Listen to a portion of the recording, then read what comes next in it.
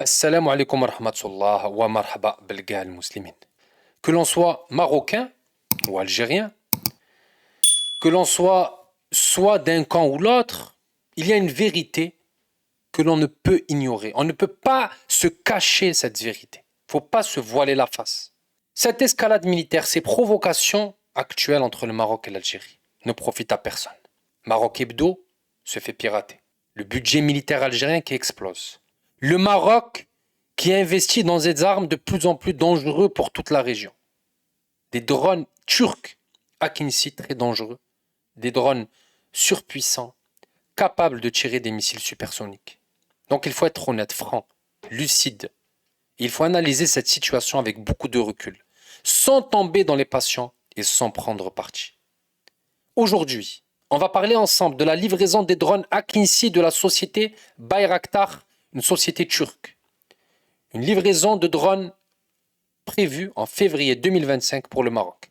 Ces drones qui sont à l'image de l'industrie militaire turque aujourd'hui. Des drones très puissants avec des véritables bijoux technologiques qui viendront s'ajouter à une liste d'acquisitions, HIMARS, canon César, hélicoptère Apache, le Dom Barak israélien et bien d'autres acquisitions marocaines qui témoignent de la volonté du Maroc de devenir une puissance militaire régionale. Mais que se cache derrière cette escalade militaire? Qu'est-ce qui se joue en arrière-plan? Pourquoi cette course à l'armement avec l'Algérie? Il faut rester lucide pour répondre à ces questions et analyser les faits avec objectivité. Tout d'abord, les drones militaires n'ont pas seulement révolutionné la guerre, ils ont fait voler en éclats les vieilles doctrines militaires pour imposer une nouvelle réalité sur le terrain. Aujourd'hui, la puissance se mesure en algorithmes, en endurance aérienne et surtout en frappe chirurgicale. Déplacer des centaines de milliers de troupes, c'est fini ça, c'est de l'histoire ancienne. Aujourd'hui, c'est contrôler le ciel à distance, avec des machines capables de frapper là où ça fait le plus mal sans jamais exposer un seul soldat. Et cette révolution, le Maroc l'a bien comprise. Depuis 2021, les forces armées royales marocaines ont fait de la dronisation un pilier de leur stratégie militaire. Mais le royaume ne s'arrête pas là. En février 2025, le Maroc accueillera une nouvelle arme dans son arsenal, les drones Akinci de l'entreprise Bayraktar. Ces drones sont plus spectaculaires que les TB2 de l'entreprise Bayraktar. Ils sont plus puissants, plus grands et capables de tirer des missiles supersoniques comme l'IHA 230 de l'entreprise turque Roketsan. Un test a été effectué avec succès en 2024, en novembre dernier, où un missile à 155 km de distance a atteint sa cible avec une précision phénoménale. Ce test a prouvé une chose, ces drones peuvent toucher, atteindre sans jamais entrer dans la zone létale des S-300, des S-400 ou même des Patriotes, les rendant donc obsolètes et bouleversant complètement l'équilibre des forces sur le champ de bataille. Avec l'arrivée des Akinci, les forces armées marocaines passent dans une autre dimension. Ils s'inscrivent dans le cercle restreint des pays capables de mener des guerres électroniques, mais ces acquisitions soulèvent d'autres questions aussi importantes. Comment on en est arrivé là? Pourquoi le Maroc et l'Algérie dépensent autant d'argent dans des armes aussi avancées? La réponse est assez simple. Ces questions, ces acquisitions dépassent la seule sphère militaire. Par exemple, dernièrement, la réélection de Donald Trump, fervent soutien du Maroc, qui a consolidé la reconnaissance américaine de la souveraineté sur le Sahara. Puis, il y a eu la visite de Macron, symbole d'un rapprochement sans précédent historique entre Paris et Rabat qui a laissé Alger sur la touche.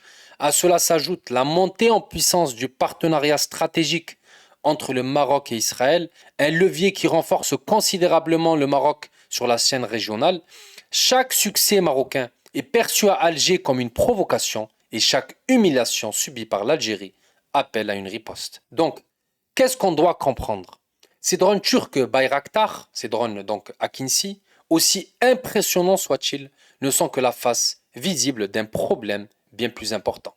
Le Maroc et l'Algérie sont devenus les marionnettes des grandes puissances. Les États-Unis, la Russie, la Turquie, la France et d'autres profitent de cette rivalité pour vendre leurs armes et alimenter une course aux armements qui ne sert aucun des deux pays à long terme.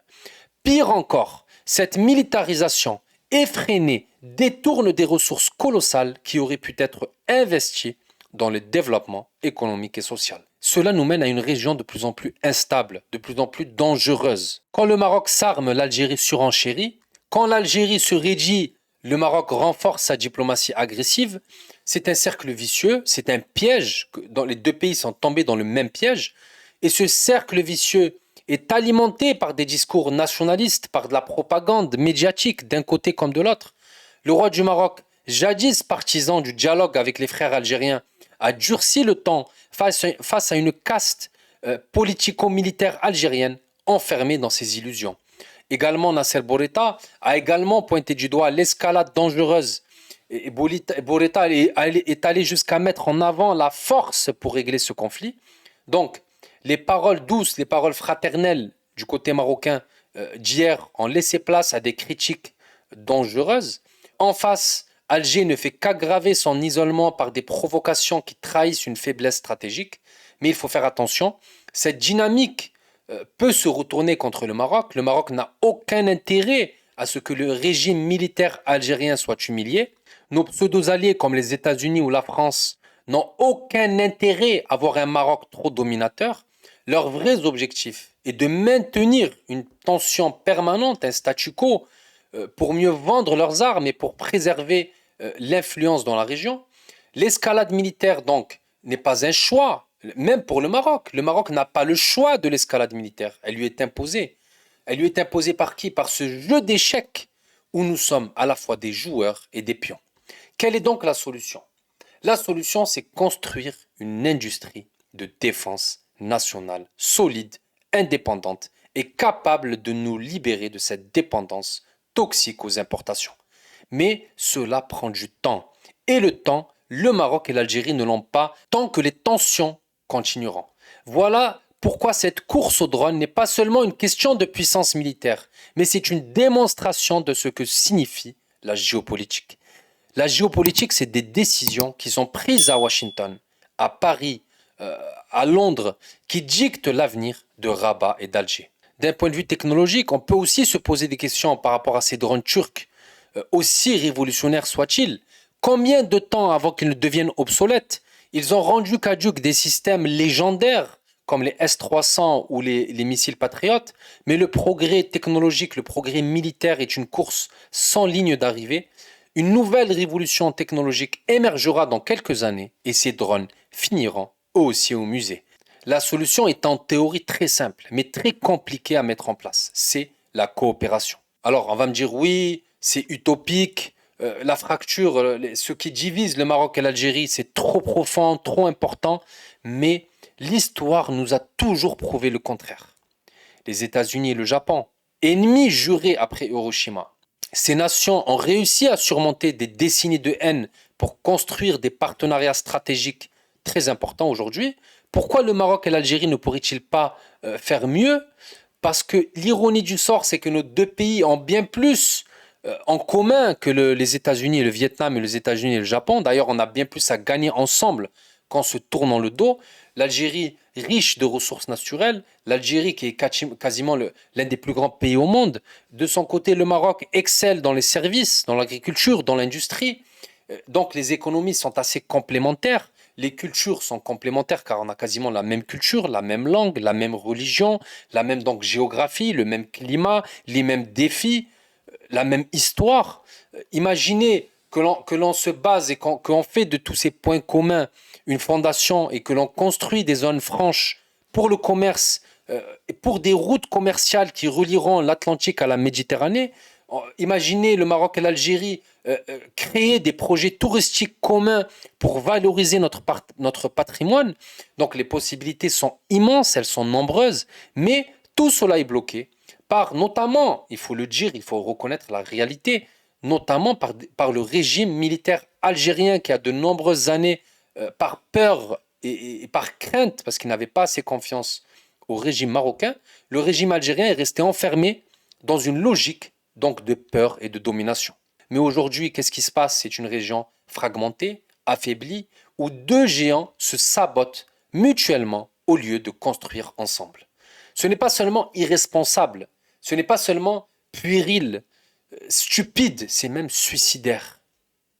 Pourquoi c'est suicidaire? Parce que le vrai combat, la vraie guerre à mener, ce n'est pas le Maroc contre l'Algérie.